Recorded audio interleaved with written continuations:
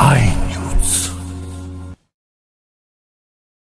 श्री साई उपासनी education foundation संचलित Godavari English medium स्कूलचे वार्षिक स्नेह संमेलन देव मामलेदार यशवंतराव महाराज मंदिराच्या सभागृहात संपन्न झाले।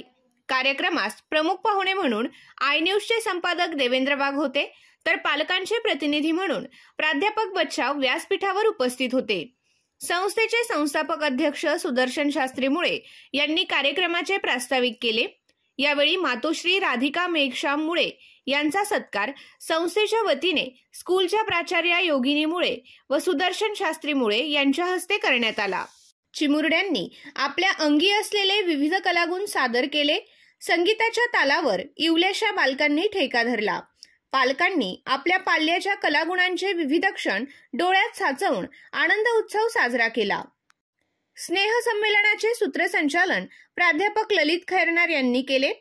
पाल्यांमध्ये बदल घडवायचा असेल तर पालकांनी आधी पाल्याची भूमिका बजावली तर त्याचे अनुकरण आपले मुलं करतील आणि त्यातूनच सुसंस्कृत कुटुंब पुढे येईल। शाळेत सर्व संस्कार दिले जातात, त्याचे सातत्य पालकांनी पाल्याकडून घरी करून घेतले पाहिजे, तेव्हाच आपला पाल्य शुद्ध, सात्विक आचार विचार व आहारायोगे परिपक्व बनेल, असा संदेश संस्थेचे संस्थापक अध्यक्ष सुदर्शन शास्त्री मुळे यांनी उपस्थितांना दिला। आजचं श्री साई उपासनी एज्युकेशन फाउंडेशन अंतर्गत गोदावरी इंग्लिश मीडियम स्कूल स्नेह संमेलन आज आयोजित होत आहे।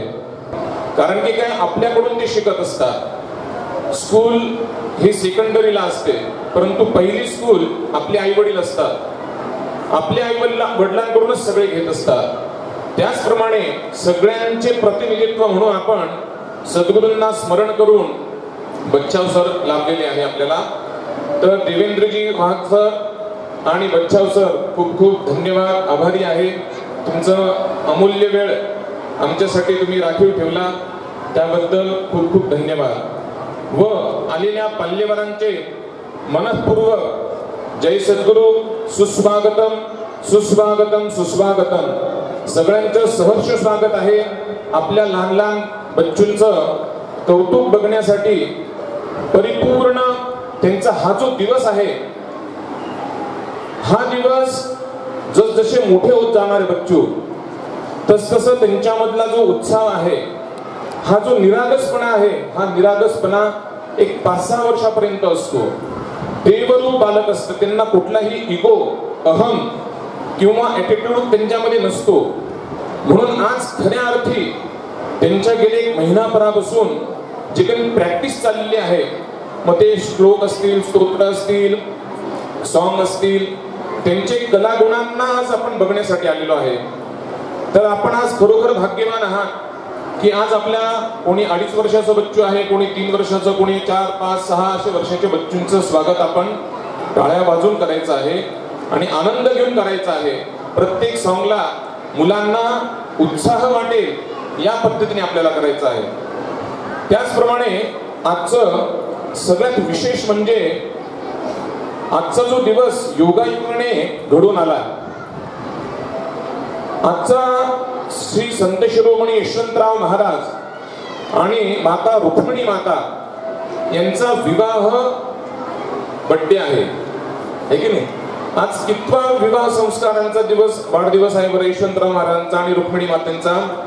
198 वर्ष पूर्ण झालेले लग्नाला।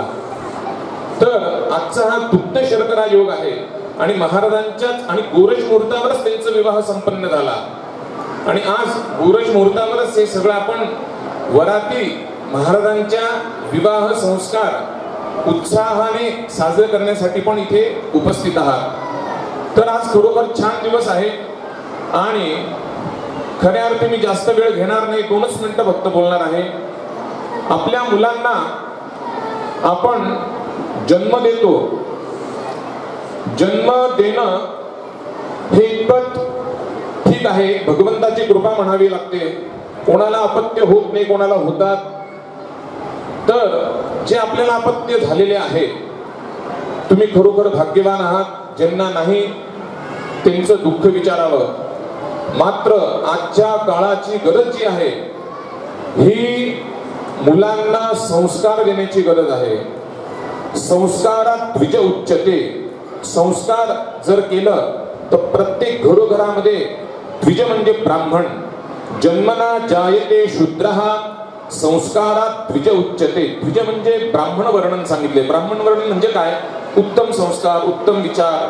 बाकी सगळ्यांमध्ये जे चांगले चांगले विचार करतात ते सगळे ब्राह्मणच असतात. विचारांनी, आचारांनी आणि कृतीने जर शुद्ध असेल तर तो प्रत्येक जण ब्राह्मण आहे ना. इथे वर्णभेद नाहीये, परंतु विचारांनी आपल्याला आपल्या मुलांना घडवायचं आहे.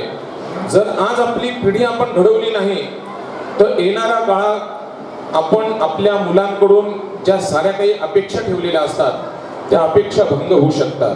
का? की जो तो पालक आपल्या मुलाला वेळच देत नाहीये.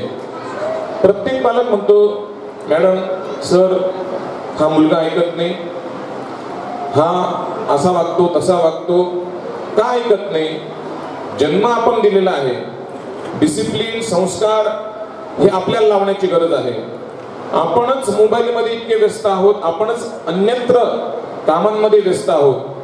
तर हे लहानपण हे कोणाबरोबर त्यांनी जगायचं? त्यांच्याबरोबर खेळलंही पाहिजे, त्यांच्याबरोबर बसलंही पाहिजे, उठलंही पाहिजे, जेवलंही पाहिजे. आपण त्यांना वेळ देत नाही. आपण पैशामागे, आपण अदर ऍक्टिव्हिटीजच्या मागे लागलेलो आहोत.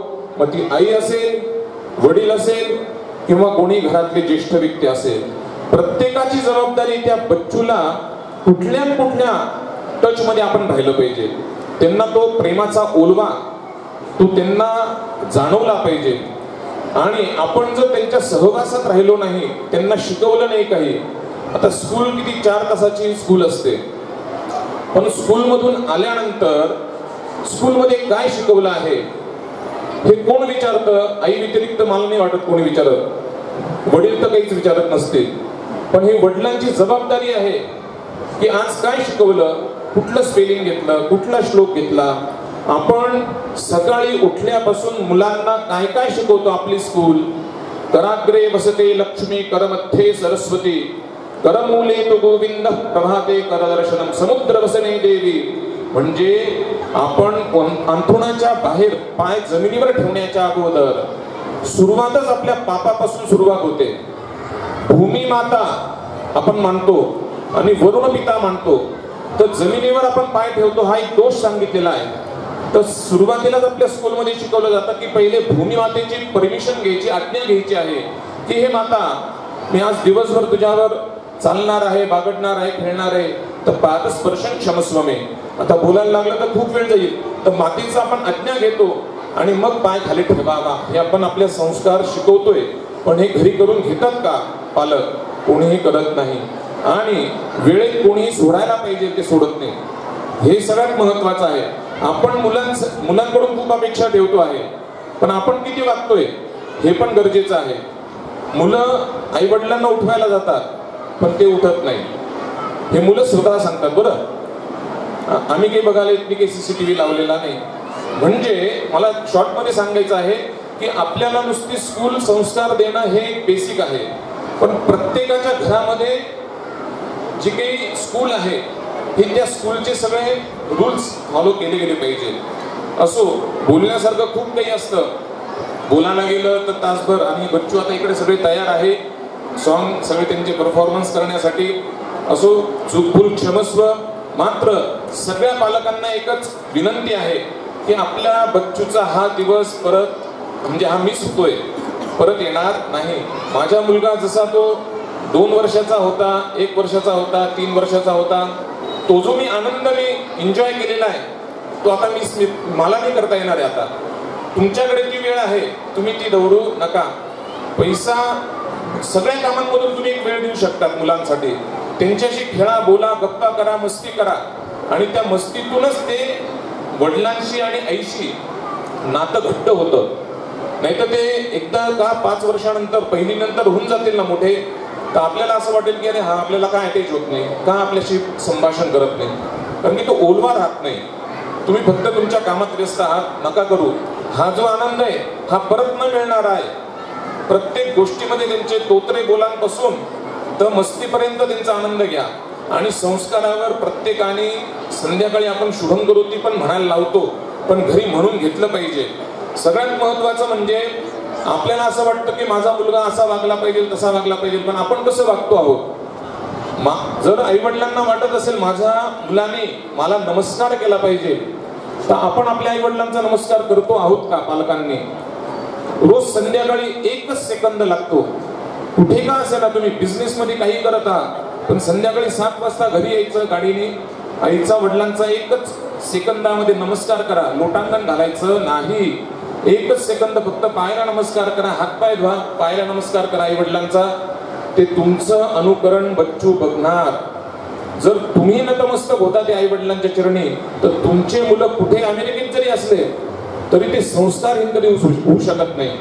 त्याच्यामुळे आपल्या मुलांना आपली युनिव्हर्सिटी घरातच आहे, बाहेर नाही. आपण आई वडिलांना सन्मानित करा, आपला सन्मान ऑटोमॅटिक होणार आहे. त्याच्यामुळे कृपया सगळ्यांना खूप खूप धन्यवाद.